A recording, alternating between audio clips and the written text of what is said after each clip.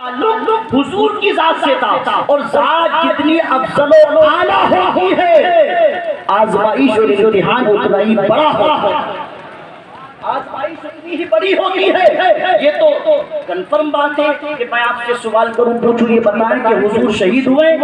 آپ کہیں گے سرکار شہید نہیں ہوئے، مگر حضور شہید یوں نہیں ہوئے چونکہ اللہ کا وعدہ تھا واللہ یعصمک من الناس، محبوب تمہاری موت دشمن کے ہاتھوں واقع نہیں ہو سکتی۔ مگر علماء فقہا فرماتے ہیں کہ اگرچہ بظاہر مصطفیٰ شہید نہیں ہوئے مگر حضور شہیدوں سے بھی شہید اعظم ہے مصطفیٰ،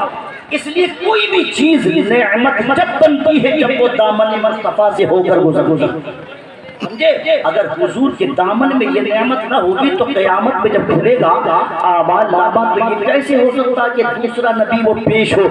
جو شہید ہوا ہے اور حضور کے پاس یہ دولت نہیں ہے؟ ہاں یہ کہہ سکتے کہ رب کا وعدہ تھا محبوب تمہاری موت دشمن کے ہاتھوں واقع نہیں ہو سکتی۔ ورنہ یاد رکھو خیبر کے دن کے حضور کو زہر دیا گیا، بڑا شدید قسم کا زہر تھا، ایک صحابی رسول نے کھایا وہیں پر ان کی موت واقع ہو گئی، سرکار نے بھی کھایا، پہلا لقمہ پیٹ پہ چلا گیا، دوسرا لقمہ حضور نے اس کے بعد جب کھانا چاہا آواز آئی لقمے سے یا رسول اللہ مجھے مت کھائیے، مجھ میں زہر ملا،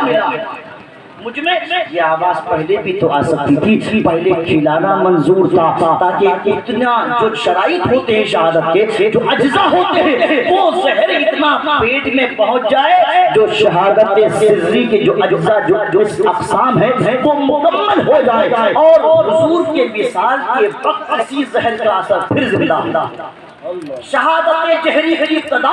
میدان احد میں ہو چکی تھی، حضور کے پتھر لگے، کنکر لگے، تیر لگے، نیزے لگے، دانت شریف کا کنارہ شہید ہوا،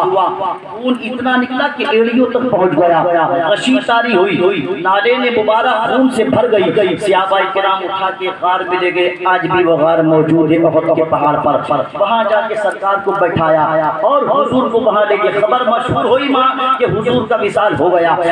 ساری چیزیں ہو گئی مگر روح جسم سے پرواز نہ کر سکی، کیوں؟ چونکہ اللہ کا وعدہ آڑے آ گیا، واللہ یعصمک من الناس، محبوب تمہاری موت دشمن کے ہاتھوں واقع نہیں ہو سکتی۔ اب بس جملہ سنیے بڑی تیزی کے ساتھ میں، شہادت سری کی ابتدا خیبر کے دن حضور کی ذات پر ہو چکی تھی، شہادت جہری کی ابتدا چونکہ میدان احد میں سرکار کی ذات پر ہو چکی تھی، اب اس کی انتہا کے لیے، شہادت سری کی انتہا کے لیے اللہ پاک نے امام حسن کو دنیا میں بھیجا، شہادت جہری کی انتہا کے لیے امام حسین کو دنیا میں بھیجا، وہ ابتدا جو مصطفیٰ کی زندگی میں ہو چکی تھی اب اس کی انتہا، شہادت سری کی انتہا امام حسن کے زہر پر ہوئی، اور شہادت جہری کی انتہا امام حسین کی شہادت پر کربلا میں۔